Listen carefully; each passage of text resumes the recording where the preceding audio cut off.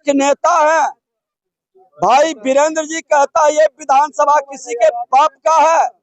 इस तरह का उसके जंगल राज के अराजकता सदन के अंदर गुंडा राज स्थापित करना चाहता है। किया गया ये विधानसभा के आने वाली पीढ़ी, हम तो आज है कल नहीं रहेंगे, लेकिन जो पीढ़ी आने वाली पीढ़ी है जो देखती है कि कैसे विधानसभा चलता है, वो आज निश्चित रूप से इस घटना के और कल की घटना से शर्मसार हुई है। सभा में बोल रहे हैं विधानसभा अध्यक्ष जी के द्वारा बोलने का नेता प्रतिपक्ष को मौका मिला, लंबे समय तक बोले। हमारे माननीय मुख्यमंत्री जी बड़े ही प्रेम से समझाने का प्रयास किया और उन्होंने कहा कि 2 दिन अब बचा है, शांति से जनता के हित के प्रश्नों को चलने दिया जाए। और उन लोगों ने जिस तरह के भाषा का उपयोग किया और नेता प्रतिपक्ष दोबारा खड़े हो गए और उनका एक नेता है भाई वीरेंद्र जी कहता है ये विधानसभा किसी के बाप का है। इस तरह का उसके जंगल राज के अराजकता सदन के अंदर गुंडा राज स्थापित करना चाहता है। ये भूल गए हैं ये 90 का दशक नहीं है जनता को भरमाने का, SIR पर लोगों को बरगलाने का ये बयानबाजी कर रहे हैं, संवैधानिक संस्था का अपमान कर रहे हैं। लोकतंत्र में इनको विश्वास नहीं है। मुख्यमंत्री ने तो साफ कहा कि 2 दिन के बाद सदन खत्म होगा, चुनाव में जाइए, जनता मालिक है, जिसको जनता आशीर्वाद देगा आइए, उसका ये विरोध कर रहे हैं। और जिसका बाप का है ये शब्द का उपयोग पर हमने कहा कि माफी मांगिए। ये माफी नहीं मांगना, ये जंगल राज वाले लोग गुंडा राज का प्रदर्शन सदन के अंदर और सदन के बाहर कर रहे हैं। लेकिन 90 का दशक नहीं है, ये 2025 है, 21वीं सदी का। अब बिहार गुंडा राज में नहीं जाएगा, बिहारी का अपमान नहीं होगा और बिहारी के सम्मान के लिए हर तरह से बलिदान देने के लिए हम लोग तैयार हैं।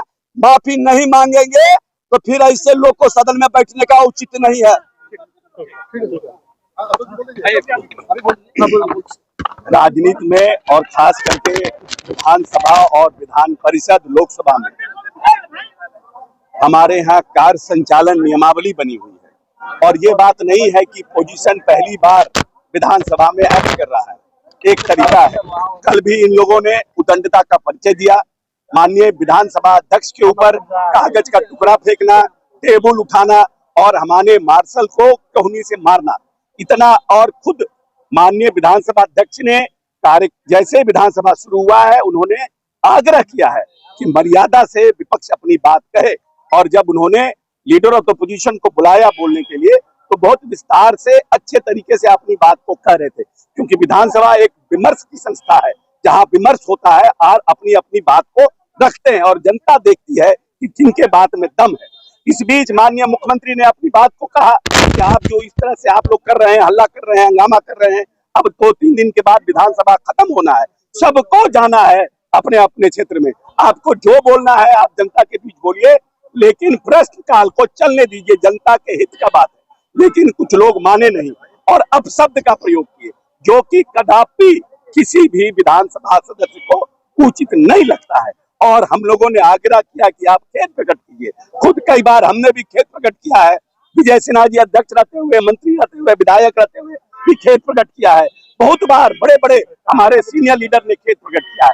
लेकिन जिस शब्द का प्रयोग किया गया, ये विधानसभा के आने वाली पीढ़ी, हम तो आज है कल नहीं रहेंगे, लेकिन जो पीढ़ी आने वाली पीढ़ी है जो देखती है कि कैसे विधानसभा चलता है, वो आज निश्चित रूप से इस घटना के और कल की घटना से शर्मसार हुई है। इसीलिए पूरे घटनाक्रम का हम लोग पूरी तरह से निंदा करते हैं और हम महादेव से इस सावन के महीने में मनाते हैं कि भगवान ओपोजिशन को सद्बुद्धि दे कि वो अपने तरीके से विरोध प्रकट करने का बात आगे भी जारी रहेगी। आप लोग माफी मांगने का हम लोगों ने माफी मांगने के लिए कहा है और हम लोगों का प्रयास होगा कि अब तो मात्र 2-3 दिन है कि सब अवरोध ना हो, सुचारू रूप से विधानसभा चले। और हम लोगों का आग्रह होगा कि एक सीनियर लीडर है वीरेंद्र जी भी, अगर गलती से जोशबस भूलवश अगर उनसे ये बात हुआ है तो वो खेद प्रकट करके अपनी बात को विधानसभा को आगे चलने दें।